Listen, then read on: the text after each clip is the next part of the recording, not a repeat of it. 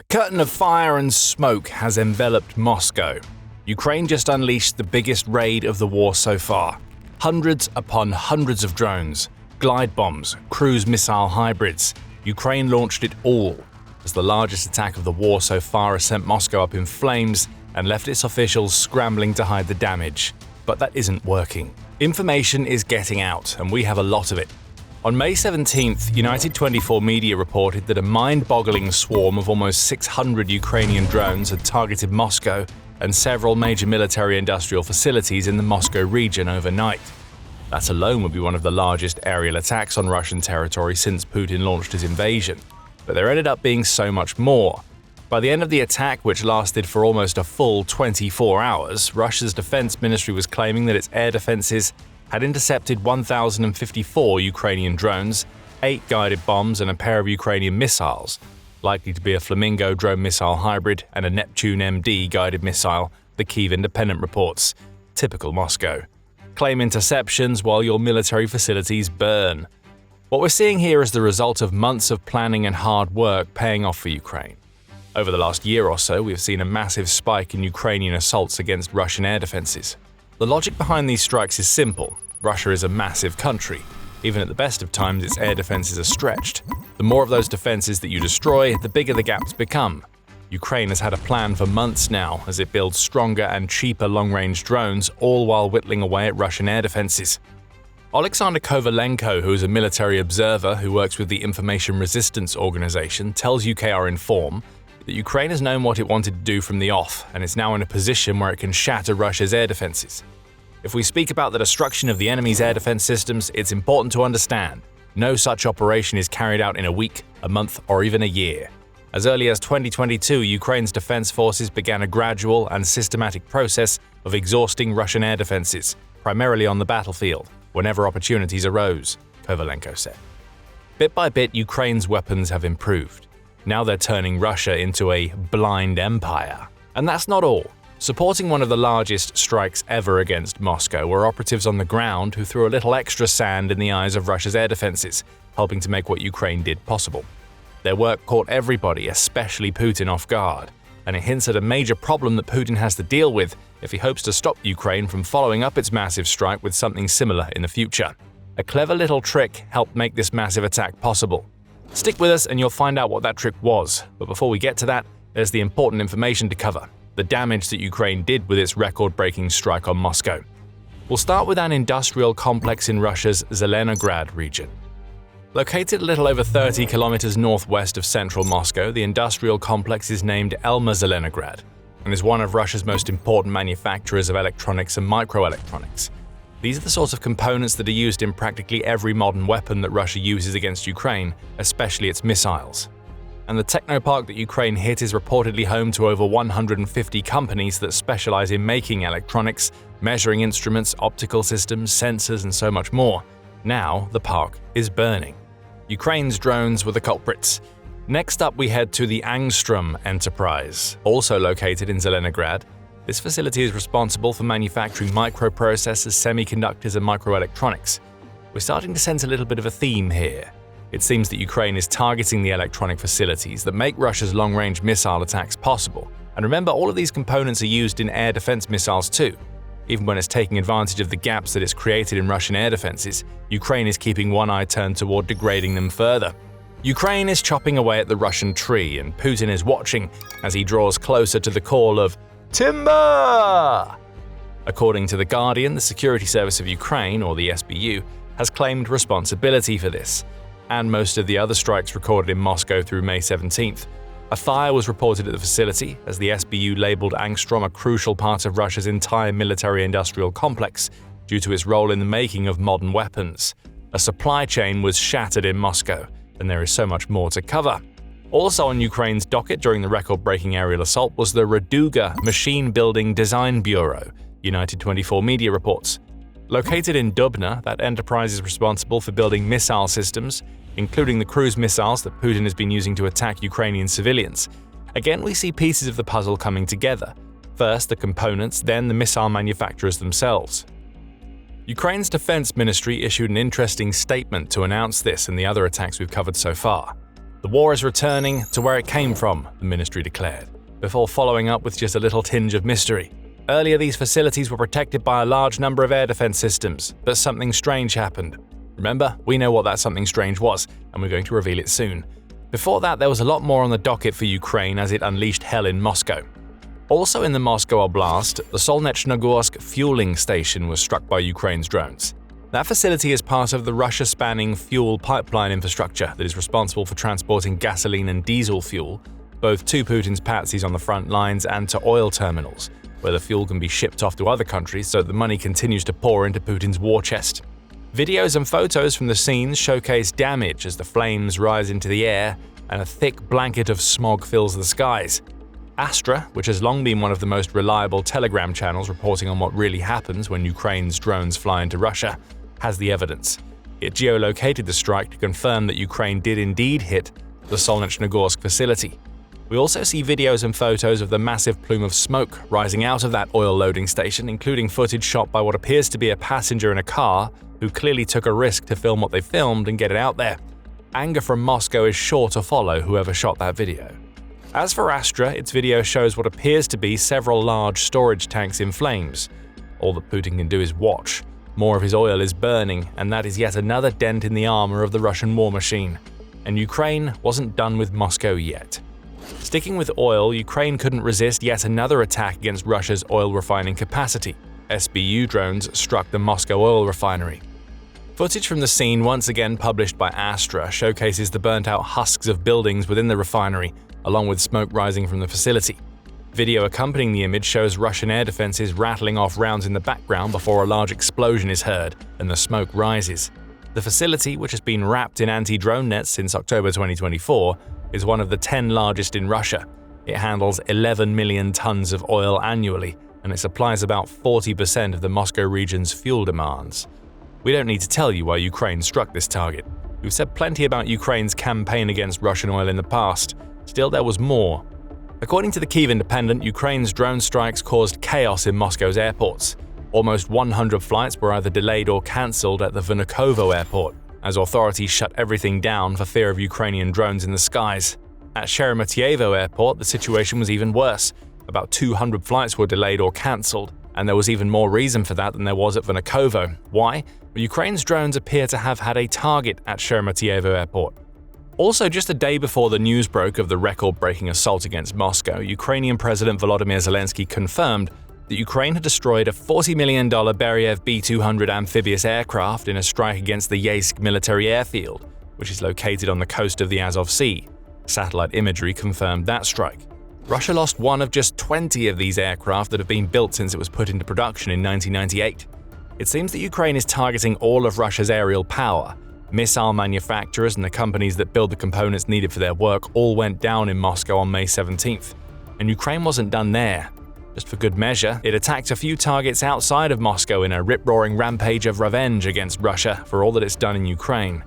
And this is exactly the kind of thing that we cover at the Military Show. If you're getting insight and value from the channel, remember to subscribe to see more of our coverage of Ukraine's latest and greatest strikes. As Moscow's air defenses were trying and failing to deal with the overwhelming horde of drones, missiles and bombs that Ukraine sent in the direction of the Russian capital, Ukraine was also quietly dismantling Russian equipment elsewhere. The Belbek airbase in occupied Crimea was another of Ukraine's overnight targets. Russian officials haven't commented on that attack yet, United 24 media reports, but the SBU has. It confirmed a ton of damage to Russia's air defenses in Crimea. Among the casualties were a Pantsir S-2 air defense system, a hangar that contained radar equipment that Russia uses with its S-400 air defense systems, an air traffic control tower, a ground-to-air data transmission point, and just to cap it off, a control system and ground control station used for Russia's medium-range Orion and Forpost drones. This is genius from Ukraine. While Russia's attention was turned toward the swarm in Moscow, the SBU struck against yet more of Putin's air defenses in Crimea. We mentioned those defenses being so stretched as the big reason why Ukraine was able to pull off its Moscow attack earlier. Now, Putin faces the question that Ukraine has posed over and over during the last few months. Does he send new air defense systems to Belbek, making Russia itself weaker in the process? Or does he keep air defense systems on the Russian mainland, allowing Ukraine to launch more strikes against Crimea?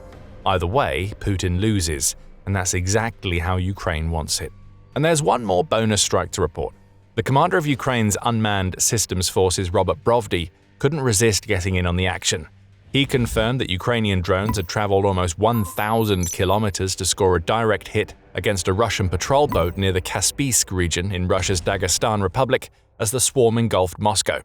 Euromaidan Press later confirmed that the ship was a Project 10410 Svetlyak, and it noted that this was the fourth Russian vessel that had been taken out by Ukrainian drones in May alone. "The diversity of goals is off the charts," Brovdy said when sharing footage of the strike on Facebook. Then Ukraine's notorious drone commander delivered a warning that seems to be directed straight at Putin and his generals. "We are expanding." Moscow just got a taste of that expansion, and Putin is trying to spit it out. He can't. Ukraine has reached a new peak in its long-range attacks, and as Brovdy says, it's only going to get worse from here for Russia. More powerful drones are waiting to attack as Russia's air defenses get knocked out one by one. And for Zelensky, this attack amounted to sweet revenge. Russia deserved it. Not just for everything that it's done in Ukraine so far, but very specifically for a strike that it carried out against Ukraine. This time, Ukrainian long-range capabilities reached the Moscow region. "We clearly tell the Russians, their state must end its war," Zelensky declared in the aftermath of a massive wave of strikes that hit targets located over 500 kilometers away from Ukraine's border with Russia. Ukraine's attack was a completely fair response, Zelensky added. And he has a point. Just the day before Ukraine began its bombardment against the Russian capital, Putin had struck Ukraine's capital city of Kyiv.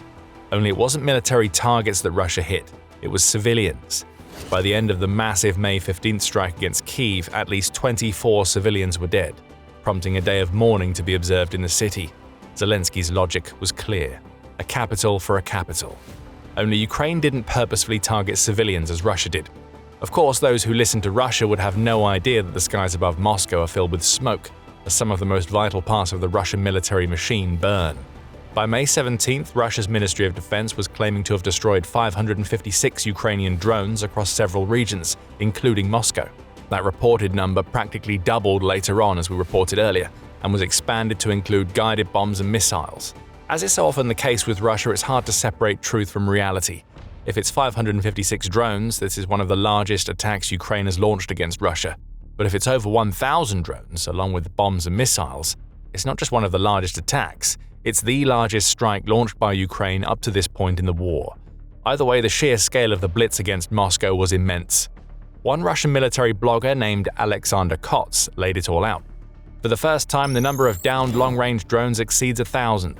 On average, every hour over the past 24 hours, an average of 44 drones were shot down. We cannot fail to note the increase in the enemy's strike capabilities, Kots wrote. And that's the really worrying thing for Putin. Not necessarily the scale of the strike against Moscow, though that would have left him with brown stains in his underwear as Putin showed his strength by hiding away in a bunker as far away from Moscow as possible, but because yet another military blogger is being so brazen in revealing that Ukraine's attacks are getting larger and more devastating. Combine Kots' reporting with the footage that we've seen emerge from Moscow in the aftermath of May 17th, and we see something that Putin absolutely doesn't want. Information is getting out to the world. Putin is so desperate to prevent anybody from learning about the reality of what's happening in Russia that the Moscow city government has recently passed a law that bans any publication of Ukrainian drone strikes without express and official permission. That latest law was reported by the Kyiv Independent on May 13th, and it's just the latest in a long line of restrictions on reporting that Putin has been putting in place since 2025. Putin wants to control the narrative of what's happening in Moscow. That's why the Russian Defense Ministry is talking about drones supposedly shot down. What he doesn't want, but what the world sees thanks to Telegram channels like Astra, is reporting on the burning military-industrial complex in the heart of Russia. Russia's response, as always, is to lie and obfuscate. Oh, and it had one other response. Russia punched itself in the face on May 17th. Footage has emerged of a Russian air defense system, likely a Pantsir, rattling off one of its air defense missiles. Only a Ukrainian drone wasn't the target. That missile hurtled straight into an apartment building in Moscow, so well done, we guess. Russia managed to take out a very dangerous residential complex as Ukraine's drones struck targets all over Moscow. Now let's come back to something we mentioned earlier. We told you that Ukraine's campaign against Russian air defenses made this attack on Moscow possible, but there was also something else involved. A little bit of an X factor that Putin could never have seen coming, but that made Moscow more vulnerable than ever before. That something is that it wasn't just air defenses being destroyed by drones that made the May 17th strike possible. Operatives on the ground in Moscow helped to cripple the region's air defenses ahead of Ukraine's attack. On May 17th, the Partisan group Artesh published an interesting statement on Telegram. Agents of our movement disrupted the operation of several communications towers in the Putilkovo, Kommunarka and Domodedovo areas of the Moscow region, Artesh declared, adding, "These facilities housed electronic warfare modules that monitored low-flying targets, transmitted data, and coordinated air defense system units. Sabotage was in the air ahead of Ukraine's strike. And it looks like that sabotage played a key role. The fires that Artesh showcases in its Telegram post took out electronic warfare modules that monitor low-flying targets, such as drones, and they limit the ability of Moscow's air defense units to communicate. This was a healthy handful of sand thrown into the Russian eyes just ahead of Ukraine carrying out its largest strike ever. And it shows Putin that he has a lot more to worry about than Ukraine's airstrikes. There are operatives on the ground in Russia, and those operatives are clearly coordinating with the SBU and Ukraine's military to make strikes against Moscow possible. Putin appears to be powerless against the Ukraine-supporting operatives inside Russia, and they have struck the perfect moment to make Moscow more vulnerable than ever before. Moscow will attempt to rebuild. It will reinforce its air defenses around the city and replace the equipment that Artesh destroyed. But doing that just means Russia's air defenses elsewhere are weakened, and who knows, Artesh may be operating somewhere else, just waiting for another opportunity to set the stage for a massive Ukrainian aerial assault. Perhaps this combination of sabotage and strikes is going to be Ukraine's winning combination from now on. We'll have to wait and see. For now, Moscow burns and Ukraine fights on. The curtain of smoke and fire that has engulfed Russia's capital is a monument to the strength that Ukraine has developed over more than 4 years of fighting. And inside Ukraine itself, Russia is experiencing that strength firsthand. As Moscow burns, Ukraine's forces are taking it to Russia in the Donbass. The Russian spring offensive is failing and the war on the ground is shifting in a way that Russia can't control. Find out more by watching our video. And if you enjoyed this video, remember to subscribe to The Military Show to see more coverage of Ukraine's devastating strikes against Russia. And thank you as always for watching.